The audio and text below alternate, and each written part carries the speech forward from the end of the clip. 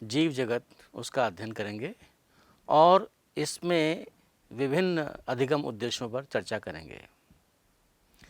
आज की चर्चा से हम इन जिन अधिगम उद्देश्यों को प्राप्त कर सकेंगे उनकी बात करते हैं। हम जान सकेंगे जीव विज्ञान और जीव शब्द की समझ को हम विकसित करेंगे।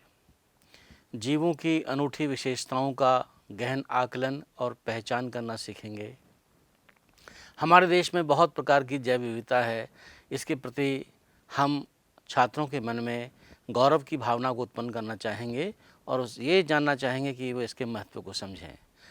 नामकरण की द्विपदीय और त्रिपदीय प्रणाली की समझ को विकसित करेंगे। जैविक नामकरण के सार्वभौमिक नियमों का ज्ञान हासिल करेंगे। छात्रों में कला कौशल, वैज्ञानिक दृष्टिकोण, जिज्ञासु प्रवृत्ति और अवलोकन कौशल का विकास करने का हम प्रयास करेंगे। दैनिक जीवन में जीव विज्ञान का हमारे क्या क्या महत्व है, इसको सहसंबंधित करना हम सीखेंगे। आइए सबसे पहले हम जीव विज्ञान शब्द का अर्थ समझने का प्रयास करते हैं।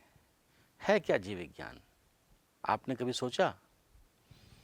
जीव विज्ञान दरअसल विज्ञान की वह शाखा है जिसके अंतर्गत जीवधारियों का अध्ययन किया जाता है।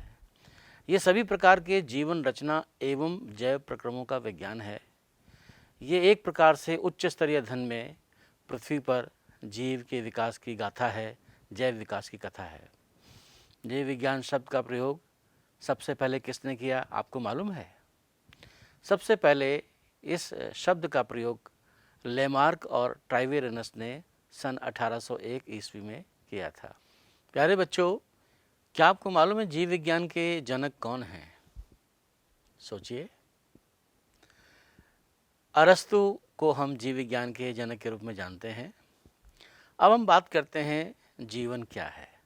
ये एक बड़ा ही दार्शनिक प्रश्न है, लेकिन हम इसके वैज्ञानिक पहलू पर बात करेंगे। जीव विज्ञान के दृष्टिकोण से देखेंगे हम जीवन को कैसे परिभाषित कर सकते हैं। आप देखिए, ये जो जीव जगत है हमारा, कितना अद्भुत है, कितना निराला है। आप अपने आसपास देखिए, नाना प्रकार के भिन्न भिन्न प्रकार के जीव आपको दिखाई देते हैं और ये भिन्न भिन्न जीवों के विस्तृत प्रकारों की श्रृंखला हमको आश्चर्यचकित कर देती है। ये जीव असाधारण कहने वाले वासस्थान, चाहे ठंडे चट्टान पहाड़ों पर, पर्वतों पर हो, पर्णपाती वन हो, महासागर हो, मीठे जल के झीलें हों या मरुस्थल हो, गर्म झरने जिनमें जीव रहते हैं, ये सब हमें आश्चर्यचकित कर देते हैं। आपने अपने आसपास देखा होगा, फिल्मों में भी देखा होगा कि सर पर दौड़ते घोड़े, और सर्दियों में देखते हैं पक्षी बहुत दूर दूर स्थानों से प्रवास करने जाते हैं, घाटियों में खिलते हुए फूल, और कभी देखा होगा समुद्र में आक्रमणकारी शार्क। इसकी सुंदरता हमको विस्मय और चमत्कार का आह्वान करती है। पारिस्थितिक विरोध और समष्टि के सदस्यों तथा समष्टि और समुदाय में सहयोग अथवा यहाँ तक कि कोशिका में आणविक गतिविधि से पता चलता है कि वास्तव में जीवन क्या है। हम जीवन, जब जीवों के स्पष्ट अभिलक्षणों को देखते हैं तब पता लगता है कि जीवन की हम क्या परिभाषा देने वाले हैं। हम जिन अभिलक्षणों को देखते हैं उनकी चर्चा करते हैं। जीव वृद्धि करते हैं, जीव पर्यावरण के प्रति संवेदना और उसके अनुकूल क्रिया करने में सक्षम हैं। जीवों की एक विशेषता है कि वो स्वयं की प्रतिलिपि बना लेते हैं, स्वयं को संगठित करते हैं और इस संगठन के दौरान ही उसमें पारस्परिक प्रतिक्रिया होती रहती है। इसके साथ साथ जीव उद्गमन आदि, ये सब जो है हम जीवों में एक सुस्पष्ट लक्षण के रूप में देखते हैं और इसके आधार पर हम कह सकते हैं कि जिनमें ये लक्षण पाए जाते हैं उनको हम जीव कहते हैं। आइए अब हम जीवों के इन सुस्पष्ट अभिलक्षणों को विस्तार से समझने की कोशिश करते हैं, प्रयास करते हैं। हमने कहा कि सभी जीव वृद्धि करते हैं। वृद्धि क्या है? दरअसल में भार और संख्या में जब वृद्धि होती है तो हम कहते हैं कि जीव में वृद्धि हो रही है। तो वृद्धि के दो अभिलक्षण हैं, भार तथा संख्या में वृद्धि, और ये दोनों ही जीवों में पाई जाती है।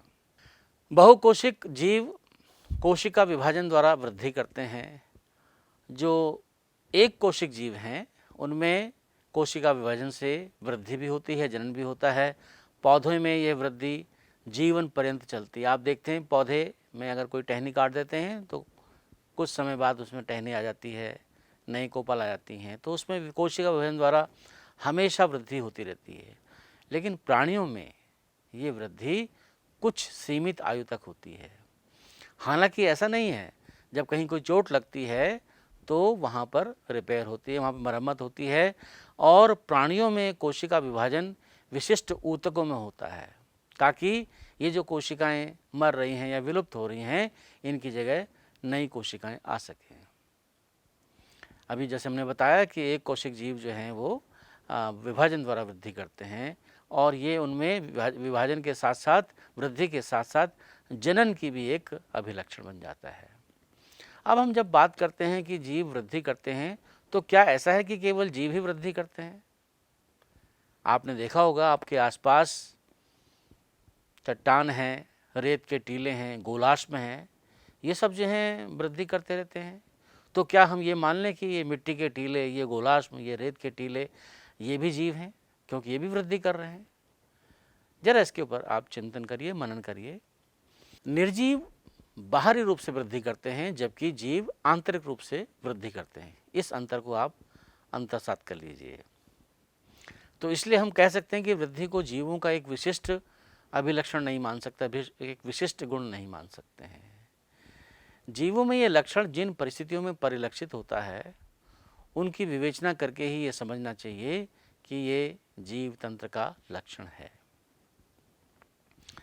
अब हम दूसरे अभिलक्षण की बात करेंगे, जनन की बात करेंगे।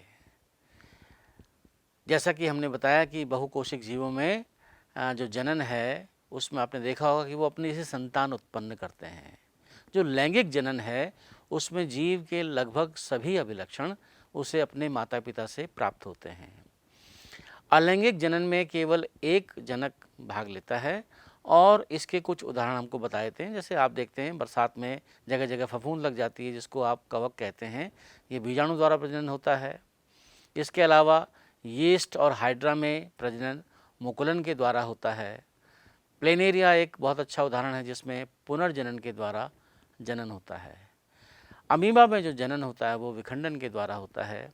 तो हम देख रहे हैं कि एक कोशिकीय जीव, जैसे जीवाणु हैं जिनको आप सामान्यतः बैक्टीरिया कहते हैं, या एक कोशिकीय शैवाल है जैसे क्लेमाइडोमोनास है, या अमीबा में जो जनन है वो वृद्धि का पर्यायवाची है, अर्थात इनमें वृद्धि के साथ साथ उसका वो हम जनन भी कह सकते हैं। तो कोशिकाओं की संख्या में वृद्धि का अर्थ उनका वृद्धि भी हो रही है और उनका जनन भी हो रहा है। तो आपने देखा जनन जीवों का एक सुस्पष्ट लक्षण है, लेकिन कई बार आपने देखा होगा कई जीव ऐसे हैं जो प्रजनन नहीं करते हैं, जैसे खच्चर, बंध कार्यकर्ता मधुमक्खियाँ, अनुर्वर मानव युगल। जैसे आसपास देखा होगा कुछ शादीशुदा हमारे मानव समाज में व्यक्ति हैं, उनके बच्चे नहीं होते हैं, तो वो प्रजनन के क्षमता उनमें नहीं है, लेकिन क्या हम उनको निर्जीव कह सकते हैं? हमें सोचना चाहिए इसके विषय में। तो आप चिंतन करेंगे इस विषय में, तो हम ये निष्कर्ष निकाल सकते हैं कि जनन जीवों का एक समग्र विशिष्ट लक्षण नहीं हो सकता है। यद्यपि इसमें एक विशेष बात है जो आपको रेखांकित करनी है कि कोई भी निर्जीव वस्तु जनन करने में या अपनी प्रतिलिपि बनाने में सक्षम नहीं है। क्या आप जानते हैं कि जीव कोशिकाओं में निरंतर रासायनिक प्रक्रियाएं होती रहती हैं? इन्हें क्या कहते हैं? सभी जीव रसायनों से बने होते हैं। ये रसायन अनवरत रूप से विभिन्न रासायनिक क्रियाओं के परिणाम स्वरूप जैव अणुओं में बदलते रहते हैं। कोशिका या जीव में होने वाली इन सभी रासायनिक क्रियाओं को उपापचय की प्रतिक्रिया कहा जाता है। तो किसी भी निर्जीव में उपापचयी क्रियाएं नहीं होती, ये बात तो स्पष्ट है। इसलिए उपापचय जो है वो जीवों का एक सुस्पष्ट लक्षण है। बच्चों, जीवों में अपने परिवेश या पर्यावरण को महसूस करने और इन पर्यावरणीय उद्दीपकों या संवेगों को, जो भौतिक हो सकते हैं, रासायनिक हो सकते हैं या फिर जैविक हो सकते हैं, इनके प्रति संवेदनशीलता तथा प्रतिक्रिया देने की क्षमता होती है। पौधे बाहरी कारकों जैसे प्रकाश, पानी, तापमान या अन्य जीवों, प्रदूषकों आदि की प्रतिक्रिया देते हैं। दीप्तिकाल कि कितना प्रकाश पौधों को प्राप्त हो रहा है, तो दीप्तिकाल पौधों और प्राणियों दोनों ही प्रकार के मौसमी प्रजनक में प्रजनन को प्रभावित करता है। सभी प्राणियों में मानव ही केवल ऐसा जीव है जो स्वयं से अवगत है, अर्थात स्वचेतन है, जिसकी चेतना जागृत है। इसलिए चेतना जीवों को परिभाषित करने के लिए एक बहुत ही सुंदर अभिलक्षण हो जाती है। जब हम मानव के विषय में चर्चा करते हैं तब जीवों को परिभाषित करना और भी कठिन हो जाता है। महसूस किया आपने? देखिए, एक रोगी अस्पताल में अचेत अवस्था में लेटा हुआ है। हम देखते हैं वेंटिलेटर पर है, एक मशीन पर है जिसमें हृदय तथा फुफ्फुस को चालू करने के लिए मशीन लगाई हुई है। वो व्यक्ति, वह रोगी मृतक समान है, उसमें चेतना नहीं होती है, कोमा में पड़ा हुआ है। तो क्या जब व्यक्ति कोमा में होता है तो आम तौर पर वह कोई प्रतिक्रिया नहीं दिखाता है। तो क्या हमें जीव की मौलिक विशेषता के रूप में प्रतिक्रिया करने की क्षमता पर विचार करना चाहिए या नहीं करना चाहिए? आप सोचिए इस बारे में। सभी जीव घटनाएं उसमें अंतर्निहित प्रतिक्रियाओं के कारण होती हैं। समझने की कोशिश करते हैं कैसे होती है। ऊतकों के गुण कोशिका में स्थित कारकों के कारण नहीं, बल्कि घटक कोशिकाओं की पारस्परिक प्रतिक्रिया के कारण हैं। इसी प्रकार कोशिकीय अंगों के लक्षण अंगों में स्थित आणविक घटकों के कारण नहीं, बल्कि आणविक घटकों के आपस में क्रिया करने के कारण होते हैं। जो उच्च स्तरीय संगठन हैं उनमें उद्गामी गुणधर्म इन प्रतिक्रियाओं के परिणाम स्वरूप ही होते हैं। सभी स्तरों पर संगठनात्मक जटिलता की पदानुक्रम में यह अद्भुत घटना यथार्थ है। अतः हम कह सकते हैं कि जीव स्वप्रतिकृति अर्थात अपनी जैसी प्रतिलिपि बनाने में सक्षम, विकासशील तथा स्वनियमनकारी पारस्परिक क्रियाशील तंत्र है, जो बाह्य उद्यापन के प्रति अनुक्रिया की क्षमता रखते हैं। हमारे चारों ओर विस्तृत रूप से दृष्टिगोचर जीव जगत कैसा अद्भुत है, कौतूहलपूर्ण है, जैव विविधताओं से परिपूर्ण है।